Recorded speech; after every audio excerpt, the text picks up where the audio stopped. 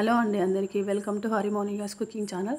నేను వచ్చేసి మీకు ఈరోజు బ్రేక్ఫాస్ట్లోకి చపాతీ అండ్ కర్రీ చూపించబోతున్నాను. పీస్ కర్రీ, పచ్చి బఠానీ కర్రీ. దీనికి వచ్చేసి నేను త్రీ కప్స్ ఆఫ్ గోధుమ పిండి తీసుకున్నానండి.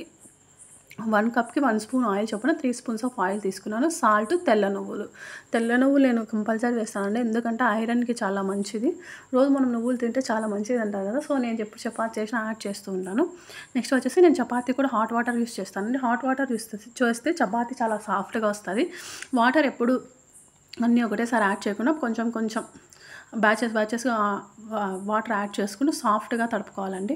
మనం ఎంత నీట్ చేస్తే చపాతీ అంత సాఫ్ట్గా వస్తుంది. మనం చపాతీని పిండిని నీడ్ చేయడంలోనే ఉంటుందండి. అలా సాఫ్ట్ అయ్యాక ఒక హాఫ్ అన్ అవర్ రెస్ట్లో పెట్టేసి నెక్స్ట్ వచ్చేసి కుక్కర్ తీసుకొని ఆయిల్ వేసుకున్న తర్వాత బిర్యానీ ఆకు, కరివేపాకు వేసేసి పొడవుగా పల్చగా తరుక్కున్న ఆనియన్స్ వేసేసి అవి జస్ట్ పింక్ కలర్ అయితే చాలండి.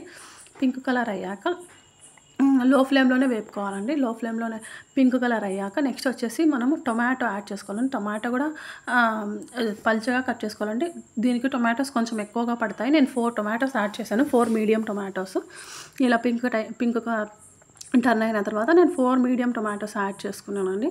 ఇలా యాడ్ చేసుకున్న తర్వాత లో ఫ్లేమ్లో పెట్టేసి మూతతో క్లోజ్ చేసి కొంచెం సేపు వదిలేయాలండి. నెక్స్ట్ వచ్చేసి ఒక ప్యాన్ తీసుకొని pumpkin seeds, melon seeds, sunflower seeds అండి, 1.5 స్పూన్ ధనియా, నెక్స్ట్ 1 స్పూన్ జీలకర్ర తీసుకుని నెక్స్ట్ వచ్చేసి ఒక 2 లవంగాలు, కొంచెం చెక్క, మరాఠీ మొగ్గ కొంచెం పగలగొట్టి కొంచెం తీసుకున్నానండి.